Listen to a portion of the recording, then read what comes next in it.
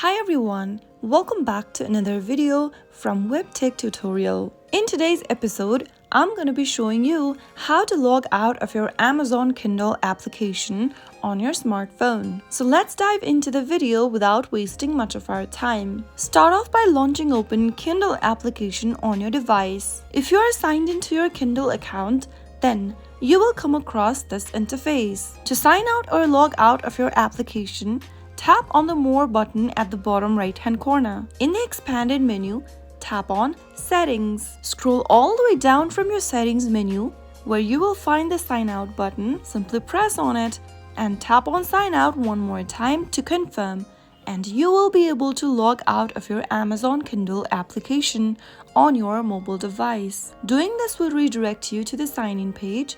Always remember that you will need your email or your phone number or your login password for Amazon in order to log in back again. If you've got those credentials, you can log in anytime you want. So that's how easily you can log out of Amazon Kindle application. If you found the video to be helpful, go ahead and give us a thumbs up. Don't forget to subscribe to our channel by hitting the subscribe button. Also press on the bell icon so that you'll never miss another upcoming upload from us. I will see you again in the next episode. Goodbye till then.